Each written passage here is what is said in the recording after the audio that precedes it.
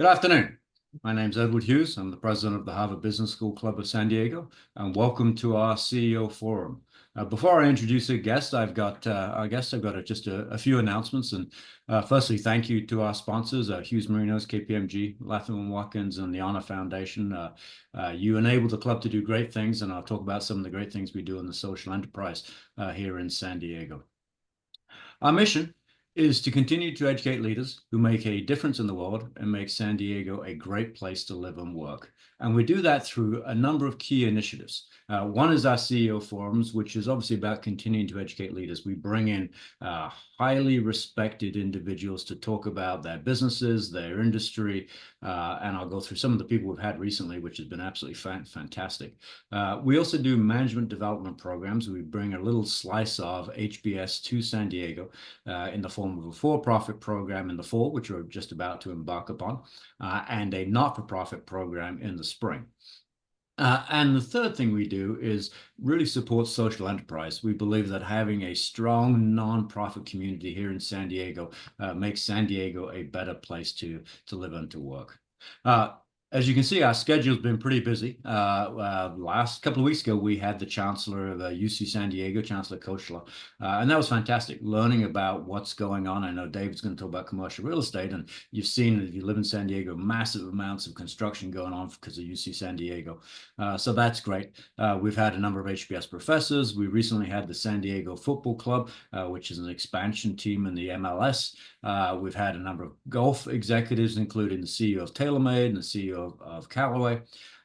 We've had David on a couple of times, and I'll talk a bit about that because it's a continuing topic of great interest to our members and to CEOs to learn about commercial real estate. So a nice broad variety of people that we introduce to this. The second thing is obviously our management development programs, and we have one now just about to start next week at the for-profit program. So I think we're still taking signups through Friday. So if you are interested, reach out to us. It is an absolutely fantastic program. It's 11 weeks, 2 cases a night on a Monday evening in Sorrento Valley. Gets absolutely rave reviews, 9+ every time, for the moderators, for the course, for the impact, yeah, and great networking. And then we also do a significant amount in our social enterprise. So here's a couple of things that are coming up. As I say, the management development program starts next week. We have the Global Networking Night, which HBS does around the world, and it's on October 22nd. We have Paul Walsh, the executive chairman of McLaren. If you are a Formula One fan like I am, you will see that McLaren is now leading the Constructors' Championship. Their #1 race driver, Lando Norris, has won again this weekend. So a fantastic turnaround story. So excited to hear about that and talk about the business of Formula One as well as the McLaren business. Paul's also been the chairman of Diageo, which is the world's largest drinks organization, drinks company. He was that for 15 years, so very accomplished executive, and we'll talk about some of his career as well. We have our holiday party, which Michael Militello is going to host this year, so thank you, Michael, for that. It's going to be in Del Mar on December 7th. We then are scheduling the CEO of Sharp Healthcare. Sorry for the typo in that. We have then our management development program for the nonprofit organizations that start in January. So if you're on the board of a nonprofit organization, please look out for those emails. Again, terrific program. That one is usually 7 weeks. Terrific value for that. And again, we get really good reviews. And then we have Armand Panosian, the co-CEO of Oaktree Capital, in March. Obviously a major private equity organization. One of the things that we've been doing over the years is really supporting the nonprofit organization by basically investing predominantly in management education. All right. And this ties into our mission of educating leaders who make a difference in the world, make San Diego a great place to live and work. So far, we've invested about $620,000 in social enterprise here in San Diego. We've sent 47 nonprofit CEOs back to Boston for a week-long program called Strategic Perspectives in Nonprofit Management. And again, a huge game changer, massive impact on that. And so what we are doing now is we're expanding our sponsorship program to really focus in on helping us fund more of those executives going back to HBS to benefit from some of the things they're doing. So we've got a new set of opportunities, some of which include, some naming rights for programs, having one of the fellowships named in your company's name to go to them. We are trying to work with the Honor Foundation on helping some Special Forces military transition out of the military, and we put them through our management development programs. We would like to do more of that again, so some sponsorship opportunities for that. So please take a look if it's interesting to you. We would love to discuss this further. Today, the format, because we've got a lot of people signed up, is going to be a webinar format. So basically, David and I are going to be interacting. There will be, opportunities for questions. Please put them into the Q&A or the chat, right, as we go. David wants us to be as interactive as possible. And so I'll try to get through as many questions as possible. We've had this opportunity to talk with David over the last few years, really since COVID, because once COVID happened, then the commercial real estate market kind of went sideways, upside down, whatever it is. And I found he's been not only a great guide for us, but also a phenomenal predictor of what's going to happen. And so he's taken a contrarian view over the years, and it turns out he's been right. So I've asked him to come back. For those of you who don't know David, he's the Senior Executive Vice President of Hughes Marino. That's the largest privately led real estate company in the United States that focuses exclusively on tenants. That's all they do is tenant representation. So they do leases, acquisitions, purchase transactions for them. David's been involved in over 20 million square feet, 3,000 transactions. He does high value transactions, time critical transactions, not just here in San Diego, but his firm now represents, across the country. And I've invited a number of my colleagues from my new organization to join. And so, because there's a lot of commercial real estate transactions, obviously, in key markets. And so hopefully he's going to talk a little bit about that. And he's got a terrific title today, which is Commercial Real Estate Under Siege. So with that, David, great to have you back again. Yeah, thanks, Edward. And to expand on your idea of us being a tenant representation firm, I want to talk about that a little bit because I think it's part of the reason that we've been so accurate in our forecasts and looking out into the future is that we, as a tenant-only advisory firm, have been doing this now for over 3 decades. And we look at the market with transparency and with no agenda because for us to accurately call balls and strikes in the marketplace is really important to how we're advising our tenant clients. And this whole idea about tenant only is something I want to expand on a little bit because our industry was built on the backs of landlords. If you look at the big brokerage firms around the country that have been around for 100 years, since the 1800s, these are companies that were formed as the outsourced sales, marketing, and property management arm of building owners. Okay, that's their charter. And that's effectively what they do today. And what we're doing is really leading a movement around the country for tenants to take their power back. Because if you look at the landlord-tenant relationship and any customer relationship, right, the customer would usually be defined as whoever is writing a check for goods or services, right? Okay, well, in this landlord and tenant relationship, you have a tenant that writes a rent check and a landlord that provides services, okay? But over the last century, this whole industry has become warped where the tenant is effectively outgunned, outnegotiated, and they're the underdog in the entire landlord-tenant relationship. And so we built a company here in San Diego with our founding 30 some years ago to represent tenants. And now we are this vanguard around the country that is leading this movement for industrial, office, and lab research companies to take their power back and level the playing field. We're the only firm in the country hiring and expanding right now. We just opened our Houston office last month, Salt Lake City earlier this year. We're at 12 offices, 250 people. So when you hear me talking about the market, it is from this balanced perspective. It's transparent, it's visionary, it's hard-hitting, and we are not afraid to offend landlords and building owners because those other big brokerage firms that are protecting them and covering their backs is not what we're about. Okay, we're about letting business owners and management teams understanding what their power is today, and it's unprecedented, frankly, since the early 90s.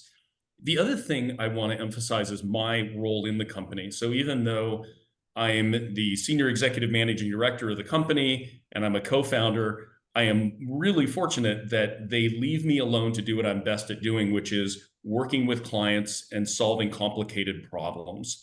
Right. And those problems look like too much space, not enough space, the wrong kind of space, the wrong kind of space in the wrong location, the wrong kind of capital or risk structure. And so I'm helping companies to be more efficient with their real estate, be more effective with their real estate, and lower risk and cost across their portfolio.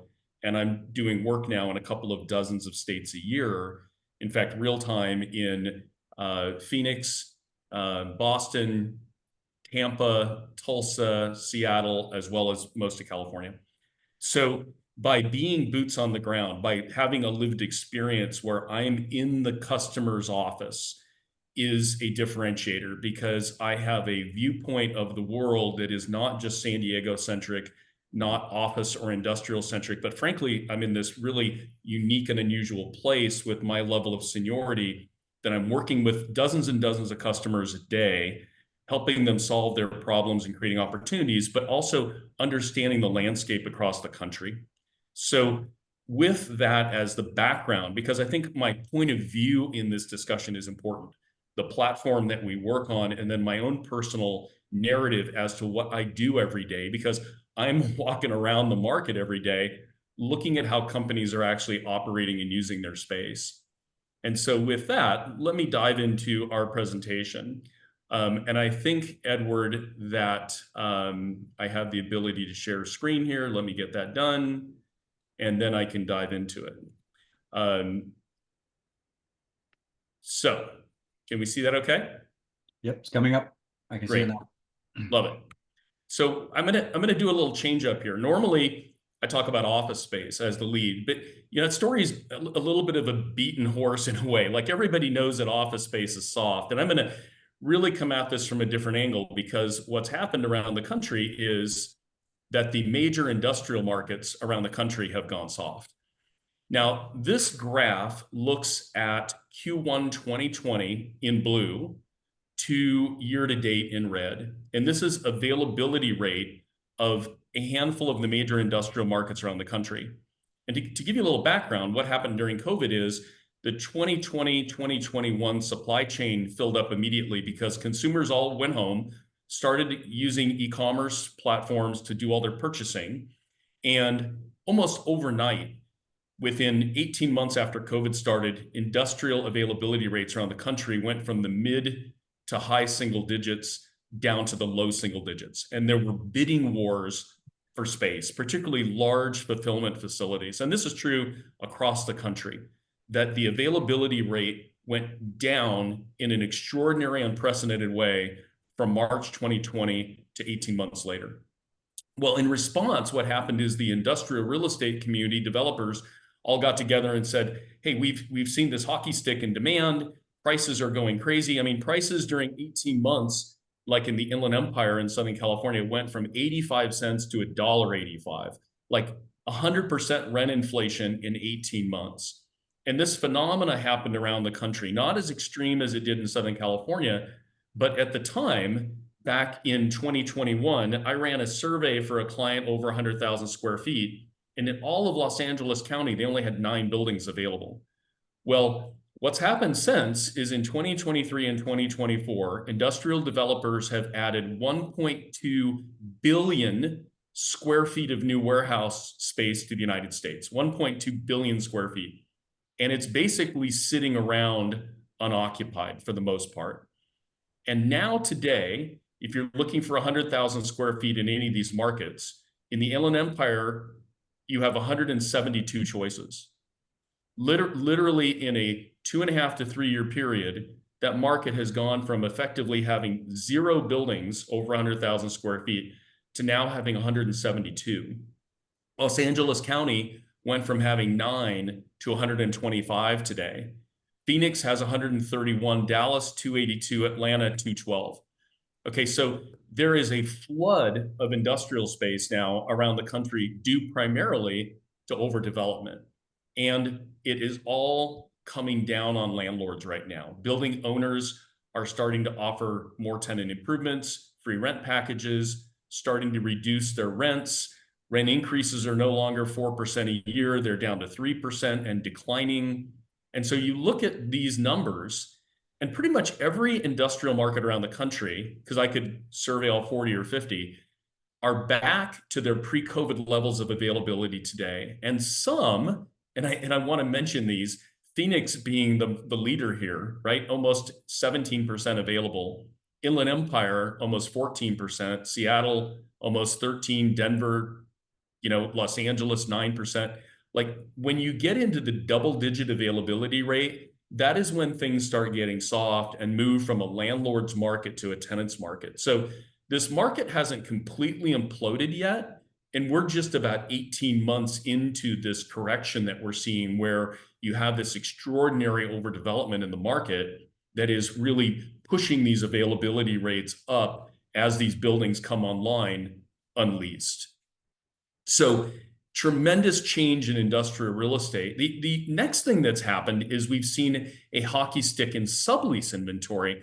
And I think it's really important that business owners understand the importance of sublease space as a bellwether of what's happening in the economy. Because when tenants start dumping space, they do so for a reason. It might be a change in the economy, it might be M&A activity, it might be business failure and a downturn in their businesses. It might mean in many cases they overcommitted during the 2020 to 2022 run-up, and now everybody's trying to rationalize their portfolio like a lot of the large e-commerce companies are. And so we've seen this tremendous run-up of sublease inventory nationally. So if you look at this graph, this is the total number of millions of square feet of industrial space on the market for sublease nationally. Now, historically, this number's been kind of in equilibrium around 80 to 100 million square feet. And you can see 2019 through 2023, the numbers were generally within historic equilibrium because I've looked at 20 and 30 years back. Okay, that's sort of the norm. Well, look where we are in 2024. We are 2.5 times 2023. We are 2.5 times any historic precedent or equilibrium. So something is happening around the country where industrial companies are shedding space. They're getting smaller. They're putting excess space on the market, either in their existing building or in excess buildings they leased, where they no longer need the kind of capacity they committed to during the COVID run-up. So this should set off like the warning bells. Like whenever I see this kind of spike, something is fundamentally wrong in the economy. Something fundamentally is wrong in the supply chain and in how companies are now digesting the commitments they made historically and are trying to unwind and get out of those commitments. The next slide, I think, is really interesting because it shows where a lot of this space is. So if you look around the country at a lot of the major industrial markets, most of this is in Southern California.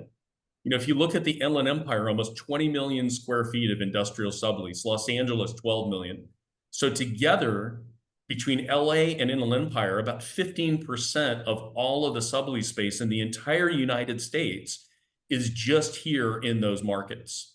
So in fact, if I loaded Orange County and San Diego on top of that, it'd be another 5 million square feet. So basically 20% of all of the sublease space nationally is right here in Southern California. So I think for the region, that's a big concern. And we saw these crazy runaway rents happen throughout the Southern California region where an LA distributor might be looking at a $2 triple net rent per square foot per month back in 2022. I just represented Bumblebee Seafoods for their manufacturing facility up in Santa Fe Springs on 120,000 square foot renewal at $150 with a bunch of free rent and a bunch of tenant improvements. So, landlords are breaking ranks, prices are coming down, concessions are going up, and this is good news for tenants and bad news for landlords. But this is probably the first time a lot of you've heard this story because the brokerage community is running around talking about like everything being just fine, like trying to price support the market and try to keep a lid on this story. The other thing that the brokerage community does, Edward, is that they measure just vacancy rates and not availability rates. So when I talk about availability, I'm talking about all space on the market for lease and sublease, whether the building exists or it's under construction. Imagine that you and your partner were looking to buy a house today. You wouldn't look at the vacant homes for sale. You would look at all homes for sale that met your criteria. Well, the same thing is true in commercial leasing. Tenants, when they go into the market, don't look at vacant space for lease. They look at occupied space for lease, sublease space for lease, a building that might be under construction that's for lease. And so I've done the analysis on this too. The vacancy rate relative to the availability rate is understated by 40% to 70%, depending which market you look at today. So And the that's brokerage driven by community the is that's driven by the sublease, right? So if I add vacant plus sublease, I get availability. close, close. It would actually be more than that because let's say you're a CEO of a company with 2 floors of office space on the market that's for lease that you're moving out of in December and going remote. Well, that 40,000 square feet is for lease, but it's not vacant. So we would consider that 40,000 square feet part of the availability, but not part of the vacancy. Got it. So the brokerage committee will run around talking about vacancy rates being 6% when the availability is 10 or 12%. So this transparency that we bring to business owners and tenants and management teams that are trying to make decisions help empower the tenant, right? We're all about giving the customer a stronger voice, empowering the tenant in this tenant's movement for leveling the playing field is really what it's about. So these markets are way softer than anyone ever would think or that anyone else would ever tell you. So let's talk about office space now as a little pivot. And this graph, I'm going to blow it up a little bit here, I think is an important one to understand because what I'm not doing, Edward, is going back to pre-COVID to today. Okay. Because if I went back to pre-COVID, these blue lines that represent January 2023, if I said January 2020, these blue lines, like in the case of San Francisco, would be down at 5%. They would be extraordinarily out of balance with today. And so what I'm trying to present here and portray is what's happening to these markets now since the beginning of last year, not since the beginning of COVID, because I think everybody knows that story, right? Everybody knows office markets around the country are soft relative to 4.5 years ago. But if you look at the last, say, 18, 20 months, some of these markets continue to run away. Like look at San Francisco, which is the fourth line over. You now have availability gone from 27% to 33, 34%. So you've added on 4 or 5 points of availability just in the last 20 months. And you annualize that, you're looking at 3% increase a year, right? And some of these other markets like Denver, Boston, Washington, D.C., Chicago, and by the way, Washington, D.C. hasn't even had the federal government start leaning down their portfolio, and that's coming pretty soon as well, as they have tens of millions of square feet of leases expiring in the next 3 years. So that market is setting up for a big fall. If you look at New York City, interestingly, it's flat. New York City is at 8%, 18% availability today, as it was January of last year. There's an explanation for that. So most New York City large leases tend to be 10 years or longer, some as many as 12 to 15 years. So the bulk of New York City leases signed pre-COVID have yet to expire.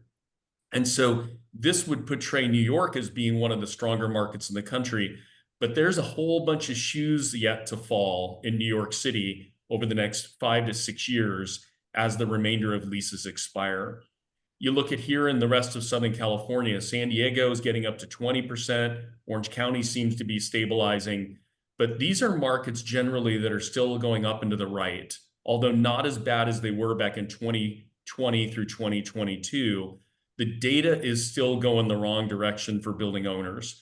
And I believe that this will be a trend that will continue for the next 3 to 4 years, 4 to 5 years in New York City as the remainder of leases expire. So we have a lot of companies in our market here whose leases expire in 2026 through 2028, that as you walk through their buildings and their spaces, you see nothing but empty workstations and empty offices. So these companies, as they expire, they're going to downsize, right? A 60,000 square foot tenant is going to become 40. A 40,000 square foot tenant is going to become 20, and so on and so on. What I've described as a death by 1,000 slices. These companies in mass will create what's called negative net absorption, which is the effect when more tenants give back space when their lease expires, offset by those that actually lease space in net increase when their lease expires. So it's negative net absorption, which has been happening now for almost 5 years. And I think will continue to, for the most part, for at least another 3 to 4 years around the country. So what's the net effect of this? The net effect is that the office sector is under siege. And when you get availability rates above 20%, you're talking about some of the softest markets we've ever seen in history. And by the way, we're talking about a market size in the United States where there's 11.4 billion with a B square feet of office space in the United States today. That inventory has almost doubled in the last 30 years. So if you look back to the early 90s, where we had a historically soft office market as a result of loose capital markets and overdevelopment, you saw availability rates in these same ranges, but it was on a N, if you will, on a base of office space that was half the size as today. So in real numbers, you have twice as much office space on the market than we've really ever seen in history. There's 1.7 billion with a B square feet of office space available in the US today. So a staggering problem and getting worse by the day, at least in the short to medium term. Let me ask you a couple of questions, David, Yeah. again. So you'd mentioned in the industrial space, when you get above that 10% availability, things start to go a little crazy for the landlord and good for the tenant. But then in the office space, you mentioned 20%. So is 20% kind of where, tenants can suddenly see, hey, this is going to start to be really a tenant-rich kind of marketplace in terms of negotiation? Yeah, if you look back historically, Edward, anything below 10% is typically landlord favorable. Between 10 to 15% tends to be an equilibrium, and above 15% and certainly above 20% would be considered to be a tenant favorable market. So all of these markets have moved strongly into the tenant favorable category and will continue to move in that direction for several years to come. I think the problem that landlords have is they'll get stuck there. There's great debate as to whether the CEO of Salesforce and Google are correct that everybody has to get back to the office 5 days a week. I will tell you from my own lived experience that about 80% of my clients have yet to introduce any kind of formal remote work policy or hybrid policy. Most CEOs and business owners just look at this as the new normal, and employees come in when they want, and department heads make whatever decision they want. Now, clearly, if you're a product or research company, the people are back, right? If somebody has to be hands-on in a lab or production or distribution environment, all those folks are back. But it's the G&A teams, right? It's the software development teams that really are what we're talking about here. And across industries, tech being one of the strongest remote and hybrid embracers, financial services being less so, legal and accounting being more so, insurance, anybody with a call center being more so. There's a glut of call center space around the country because all those people are now working, at a computer in their living room on a headset and a laptop. So, the world has changed out there, I believe, permanently and structurally in terms of this sort of new bargain that employees and employers have embraced. But there will be some, Goldman Sachs of the world and JP Morgans and others that say, hey, you're either back 5 days a week or get a new job. And whether there's a, recession someday that amplifies that allows the employer to get more powerful in that relationship and more demanding, I think that at the end of the day, most companies who get most of their people back most of the time are going to be rewarded for doing that. And those companies that are full reward or sort of laissez-faire about this are going to find that they were outcompeted over the next 3 to 5 years. I think that is just true. But I think the battlefield is still very much, sorting out in this regard. But most business leaders themselves like remote working and like hybrid. And it's a little hard to do the do as I say, not do as I do policy of life here, right? That's not leadership. If the CEO and the executive team and the owner of the business aren't willing to come in the office, then why should anyone else? Right. So I'm assuming one of the things that has happened, I mean, with this kind of availability, right? I mean, I know we've talked about it before for San Diego. You said it's going to be a while before anybody builds any new office building. What's happening in these other markets in terms of construction? Is much coming online now?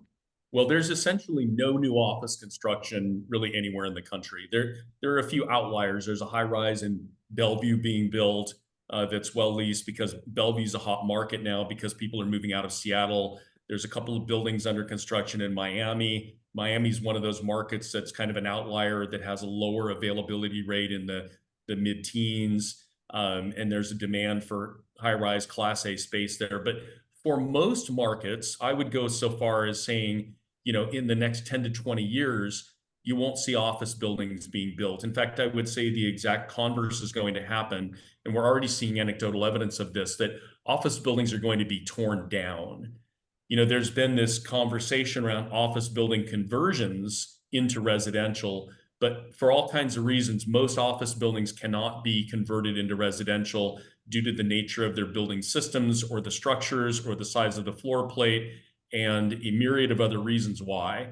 And as well as the underlying capital structure basically has to get wiped out entirely, and that asset basically repurchased at 5 or 10 cents on the dollar in order to reinvest the capital to strip the building and convert it to residential and get rid of the remaining tenants.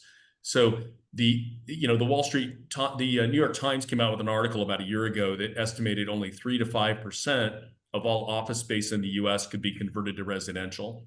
What I think is going to happen is that hundreds of millions of square feet of office space over the next 20 years will be dismantled and demolished, and the underlying land will revert back to its highest and best use, which is residential. I think that's where this is going. And there are examples of this already. So in San Diego, in Mission Valley, what was the Wawanesa campus out on Friars Road towards the stadium, those buildings have been purchased at 30 cents on the dollar. They're coming down, and somebody's going to build mid-rise residential space. The Irvine Company has two buildings in UTC, which is here in the center of San Diego County, if you're not from San Diego, that are the Cal Bank and Trust building and the building to the north of it adjacent where Specialties Restaurant used to be. These are 2 3-story office buildings at the trolley stop at the northwest or northeast corner of Genesee and La Jolla Village Drive. Those two buildings are going to be torn down the end of next year, and the Irvine Company is going to erect 6 to 10-story office buildings. The Costa Verde Mall, just down the street from that, also across from the UTC Mall to the west of Genesee, that entire site is basically in transition. Alexandria Realty bought it to build a biotech campus and 400,000 square feet of office space. Word on the street is that these large landlords like Biomed are actually going to be able to double or triple their money by selling that site to residential developers who are going to build high-rise residential on that site. In fact, that's what you see happening around the region right now is building owners who've been emboldened by the city expanding the ability of developers to take away height restrictions as well as change underlying zoning of certain industrial and office markets to residential are looking to now sell their properties actively to residential redevelopers. So this is going to catch on like wildfire around the country. And again, my forecast is that hundreds of millions of square feet of office space will go away during our careers over the next 10, 20 years as the shift happens to basically remove office inventory from the face of the earth and replace it with mid-rise to high-rise residential condos and apartments. That's And where it's going. you quoted like 30 cents on the dollar some of these transactions. So obviously the cost of converting an office to a residential is prohibitive because you don't have the plumbing, there's no bathrooms in every apartment, etc. when you build an office building, and there's lack of parking. So it becomes cheaper just to knock the thing down and do it again. Well, exactly. And because of also density benefits, Edward. So, in this Wawanesa example in Mission Valley, where you have 200,000 square feet of office space, let's say, you could build 600,000 square feet of residential. Yep. or in this Irvine Company example where you have two 3-story buildings that are each about 60,000 square feet. You got 120,000 square feet of office, and they'll probably be able to build 400,000 square feet of residential. So what you're talking about is a density opportunity. Okay. Yeah, so that's the play here, is that the cities are allowing higher density, higher height, particularly along major transportation arterials or nodes of mass transit like the trolley here in San Diego County or the train. So that's how the math starts making sense, right? Somebody can buy the land, scrape the building, double, triple, quadruple the density, and now you're in the money. But you got to buy these things cheap enough where you're basically buying the land minus the demolition cost. That's really how the math works on these things. Okay. But that's where we're going, and it's already happening. Like, this is not theory; it is going down right now here in San Diego and all around the country. So this is really where it ends. But let's continue to talk about why things are so tough in some of these major urban areas. Because while the prior slide talks about availability by metro area, what I wanted to do was really dive into what's happening downtown in a lot of these metro areas. So we've seen a migration of tenants moving from urban areas to suburban areas. And there's a lot of reasons why: affordability, free parking, more parking, less crime, less homeless, but most importantly, shortening the commutes. Because I would argue there's nothing fundamentally wrong with office space. A lot of corporations have beautiful office space with a lot of amenities. It's the commute that's the problem, because the employee has realized that by losing an hour or two a day round trip, plus all the costs of commuting, whether it be mass transit costs or wear and tear on their car and the cost of gas and parking, that commute has a real cost, both a hard cost and a soft cost.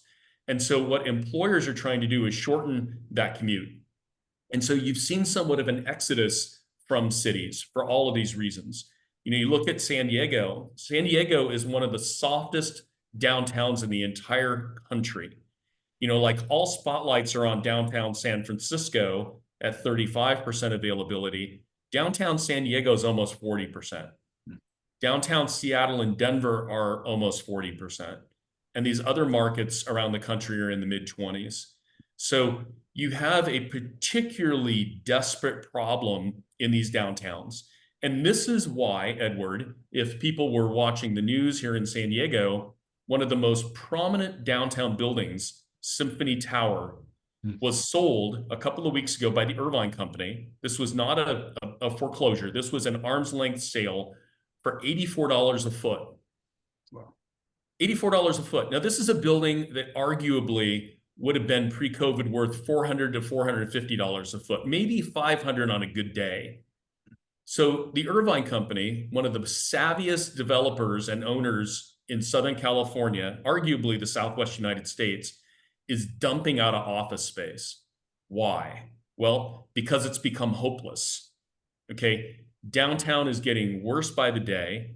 Nobody knows where the bottom is.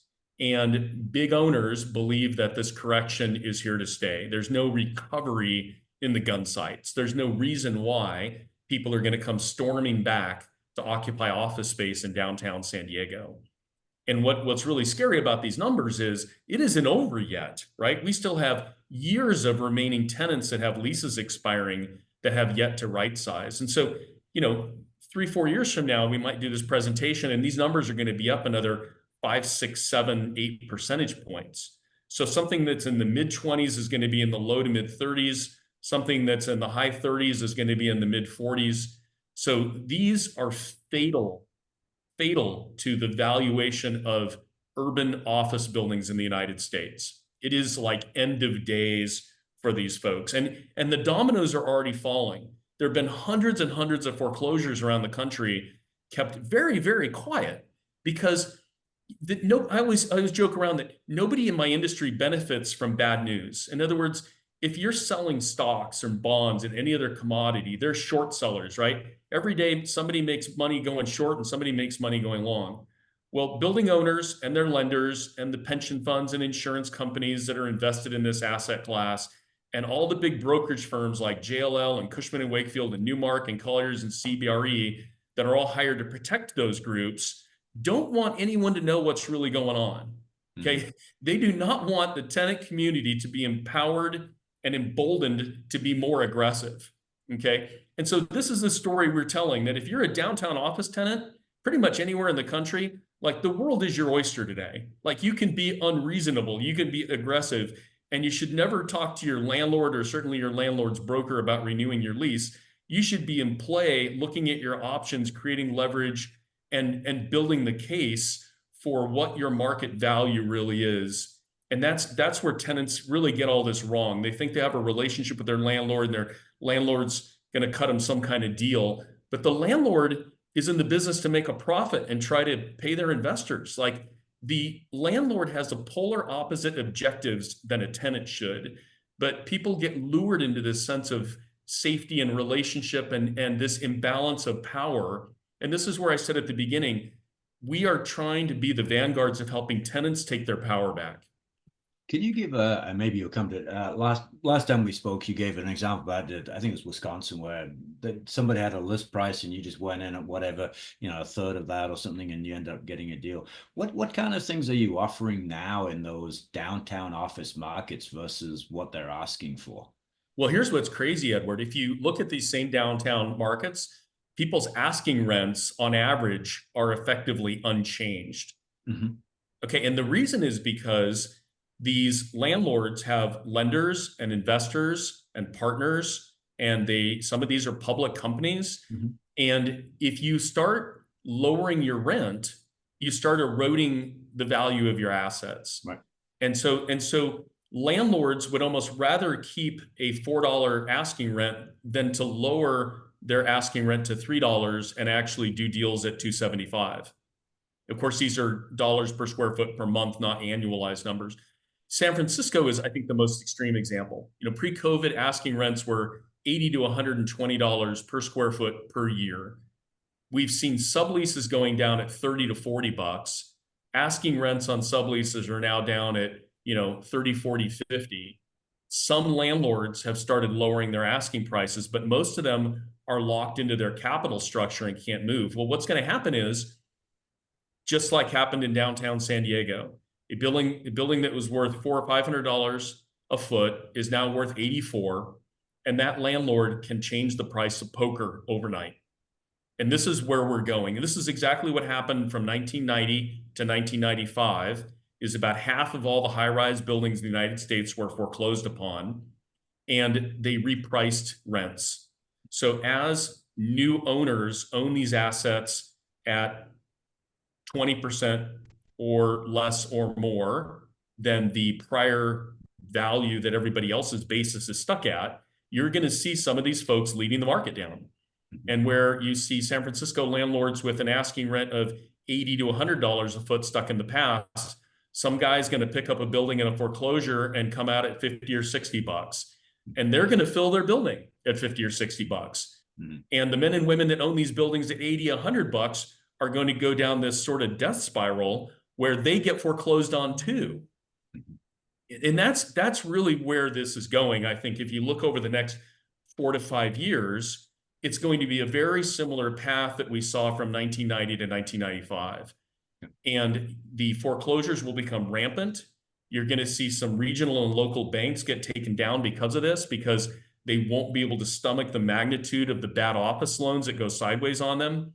And the foreclosure process will crush their balance sheet, and the government will get involved. And you're going to see some banks basically taken over and resold. And I've talked to some large banks, and they're sort of all sitting around waiting for to pick up the pieces. So a lot of the big money center banks who aren't bloated with office loans on their balance sheet are going to really benefit from this, because they're going to be picking up a lot of good assets cheap. So there will be a spillover to the banking sector. There will be a spillover to pension fund returns and insurance returns, and ultimately to the tax base, because the value in all these assets is coming down, and coming down in a big way, where every remaining office landlord is going to basically make an appeal to the tax authorities to say, hey, yeah, our building was worth $500 a foot and is now only worth $200 a foot. And they're going to have plenty of comps to bear that out with the tax authority. So this is kind of bad news for local and state governments as they look at their revenue in the next 3 to 5 years, because it's coming down and probably staying down. I do want to talk about sublease space for office space nationally. I talked about this for industrial. Interestingly, there's about as much office space on the market for sublease around the United States as there is industrial. Now, again, I could have gone back 20 or 30 years with this graph. Historically, equilibrium is about 100 million square feet and bounces around between 80 and 120, depending on prior economic cycles. Last year, 250. Okay, double any historic precedent of sublease inventory. That number is now coming down in 2024, primarily because a lot of these subleases that have been on the market for 2 or 3 years are now reverting back to the landlord. So while some sublease space is coming off the market and not a lot more is being added, what's happening now is this sublease inventory is sort of becoming landlords' problems because these leases are actually expiring. In fact, if you look at this graph of 2023, I would argue that probably 80% of this 2023 inventory expires by 2028. And all of it expires by 2030. Okay, so this inventory, while landlords sort of look at this as a tenant problem, just blink a couple times and this is going to become a landlord problem. Tenants competing against landlords is bad because it drags down landlords' ability to compete in the marketplace. So sublease overhang is still severe and a big problem. I do want to kind of dive a little bit into Southern California, Edward. I didn't want to be too San Diego centric because I know there's a lot of people on the call from around the country, but here's what's happening sort of in Southern California. If you look at pre-COVID office availability to today, interestingly, everything's up around 20%. San Diego County just shy of 20, Orange County doing a little better, LA County doing a little worse. But all of these have gone the wrong direction on landlords and will continue to. As you dive down into certain submarkets, though, you get unique stories like El Segundo is a bloodbath today, and landlords are getting wiped out by their lender or their partner like every month. Availability rates in El Segundo are 40% today. UTC market in San Diego is only 16%.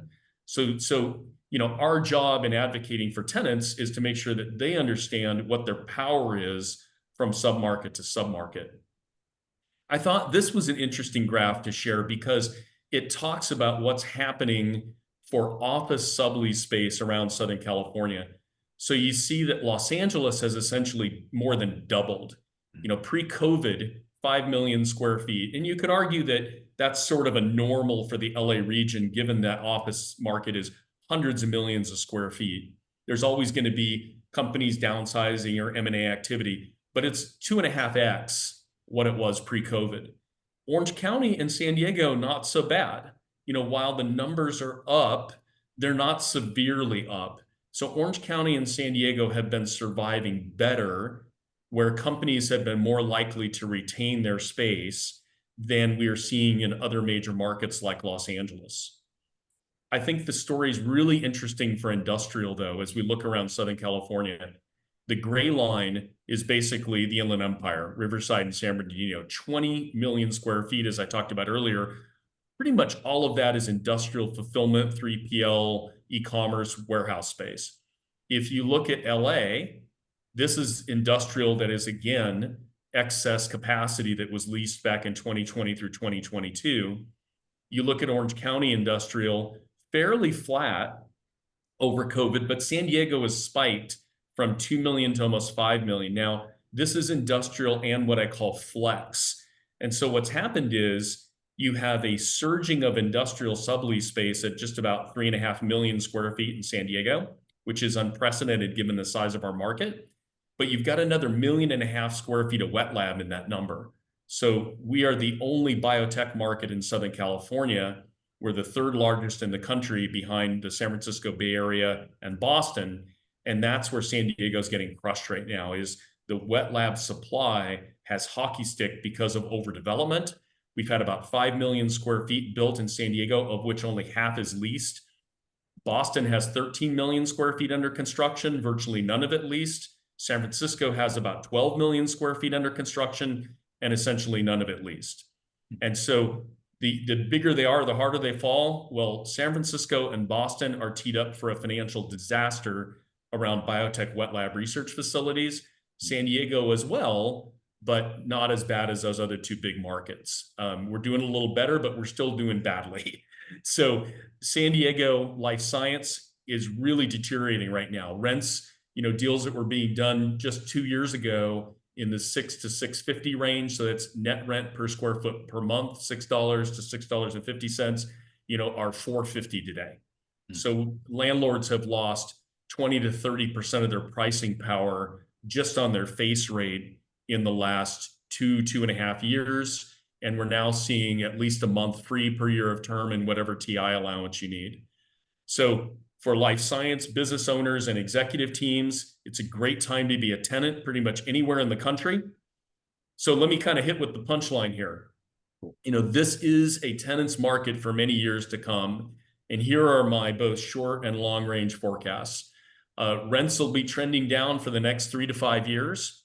And I don't expect any kind of recovery anytime soon thereafter. Concessions have been exploding and will only increase. So, we're typically getting a month free on any lease per year of term, any new lease. We're also negotiating free rent on lease renewals. And this is where tenants really screw it up. They go into their landlord, often baited by the landlord's broker a year and a half before the expiration. And the landlord says, hey, if you add another 5 years to your lease, I'll recarpet your space and repaint and give you 3 months of free rent. And the tenant kind of nods their head and says, gosh, that feels like a pretty good deal. But the rental rate keeps going up. Well, you need to reset the rent, reset the base year, and get proper concessions. I mean, I'm getting 20, 30 bucks a foot on renewals for tenant improvement allowances, of which I can apply half of that money as a rent offset. I'm getting a month free per year of term. So tenants are leaving 10, 20% of the concessions on the table by using the do-it-yourself model. I'm going to save the brokerage fee idea, and they're totally screwing it up.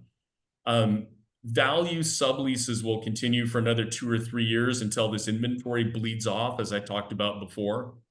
What's really compelling, Edward, is that pre-COVID, tenants typically had to sign leases of at least 5 years, sometimes 7 to 10 years. But the length of term, having flexibility to do a 2 to 5 year deal, is very favorable to business owners and tenants because you shorten the length of your obligation, it reduces your risk, it gives you more flexibility to grow or shrink down the road. It also reduces the balance sheet obligation of your lease liabilities that you have to report, particularly if you're a public company. So this is great news for tenants that's here today. But for those companies that have strong credit and that are of good size, that want to look at signing a 5 to 10 year lease, we're seeing unprecedented deals like we haven't seen since the 2000 tech wreck. So it's a great time for large credit tenants. And for those tenants that don't quite have institutional credit, the thresholds for younger companies, pre-revenue companies, companies with weak balance sheets or restarts, there's a very low credit threshold today on tenants, which our tenants really appreciate, that they're not having to have 6 or 12 months worth of rent tied up in a deposit or some kind of letter of credit. And the real final domino here is that there will be a buying opportunity in the next 2-3 years as valuations come down for those companies or business owners that decide they want to own their own real estate versus leasing. There will be a buying opportunity. Interest rates are still high and the value of the asset class is still being distorted, but that supply demand dynamic is going to change, and it's going to take 2 to 3 years to get there. So great news, for you as a business owner, as a CEO, as a management team member, anybody who's writing a rent check and signing a lease. I've been doing this for 35 years, Edward, and I've got the gray hair to prove it. But the next 5 to 10 years, I think, are going to be a real movement for tenants that we are excited to lead as they look for value and opportunities around the U.S. markets, whether it be office, lab, or industrial.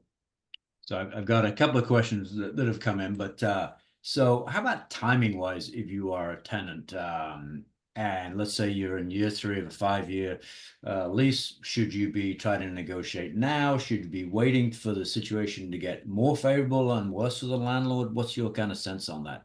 Yeah, well, sometimes tenants are too early to the market. And with the market trending down, you don't want to rush into the market. You don't want to be premature into this process. And so I'm trying to coach tenants to be patient, right? Okay. If your lease expires the end of 2025, wait until Q1 of next year so we can what I call play the move card.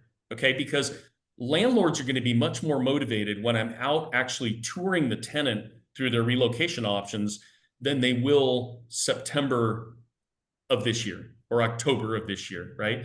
So you really want to be on a relocation critical path. Now, that doesn't mean I can't negotiate great deals a year and a half or even two in advance because we can, because we move companies for a living. This is what we do. Right. Okay. So I always remind landlords that, okay, if you don't give me what I need now for my client, I'm going to go find it in March. Okay. And now my client's packing their bags and 1 foot out the door. So we can do tomorrow's deal today if you're willing to sharpen your pencil and get aggressive and give me what I need for my client. And if they're not, I'm just going to kick the can and wait 4 to 6 months and get into the market with these folks. And it's going to be a whole new ball game. Okay, so I don't want to say we can't negotiate great deals with tenants that have 2025 and 2026 expirations because we're doing that right now. But a tenant can't do it on their own.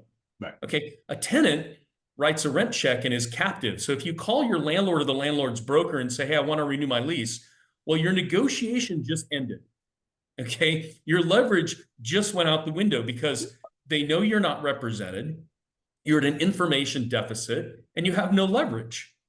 So it's sort of a fool's errand. It's sort of this, hey, I'm going to save the commission and represent myself and go negotiate with the landlord.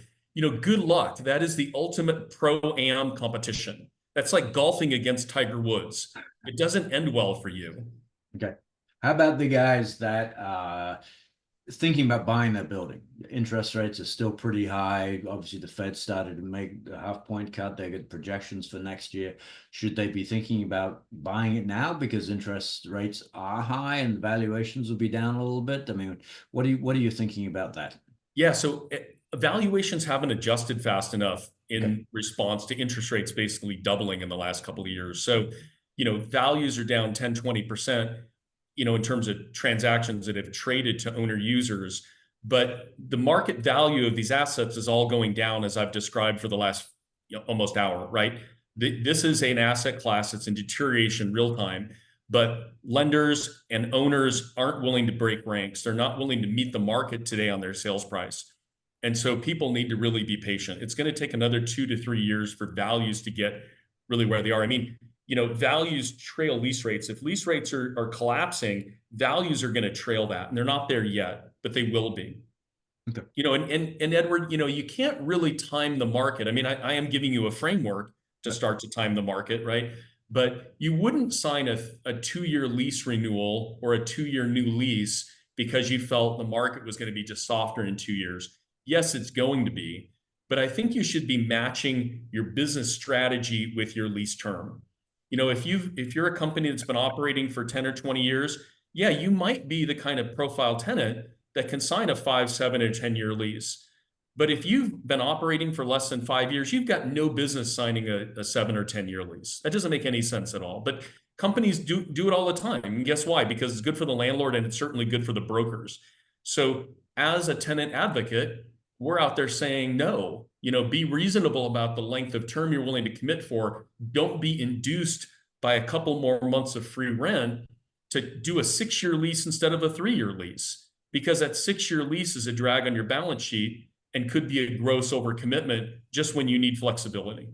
Okay. And final question, we're just about up in time. Someone's curious, how does Hughes Marino get compensated for the work that you do? So please explain that to them because it's, you're not a consulting firm or anything like that. Yeah, no, great question. I use a comparison as a insurance firm, an insurance services firm. So whether it be Lockton or Marsh Insurance or any of the other insurance brokerage firms, they represent the owner of the business and the executive team and the board but they're paid commissions through a transaction that they create by placing the insurance each year.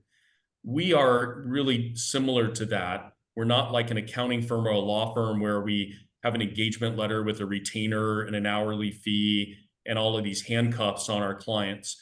We're handshake oriented. We generally work without a contract, and we're looking to the ultimate transaction to pay a standard brokerage fee based on that local market custom. So in many markets around the United States, that brokerage fee could be 2, 3, 4% of the transaction.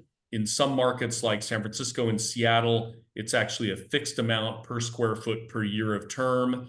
So unlike residential real estate, where the residential real estate industry is under siege because of basically price fixing commissions, that has not happened in commercial real estate because fees in Minneapolis are different than they are in Miami and San Diego, and it's market driven. But what we've tried to do, Edward, is use our broker's license. We're licensed in all states except 4. We use our broker's license around the country in order to extract real estate commissions that would be paid anyway as part of transaction fees by a landlord. But what we're doing is we're actually giving value and service for it. You know, you've had these commissions being paid for decades to these brokers who are basically selling the table down the river. You know, they're getting tenants into more space than they should lease for longer leases than they should sign at less concessions and higher rents than they should be paying. Yeah. And we're out there as part of this tenants movement to make sure that the playing field's leveled, that the tenant as customer comes first, and we're fighting for the little guy. Yep. And I know you've done it for me, and yep, the landlord ends up paying the fee, which is fantastic. So with that, David, we're right on time. So thank you very much. Appreciate all the insights as always. And for everyone who joined us today, thank you for joining us. Hopefully you'll listen into our next one with Paul Walsh from McLaren. Okay. Thank you very See you much. next year. Thank you, Edward. Thanks, David. Take care. Bye. Bye.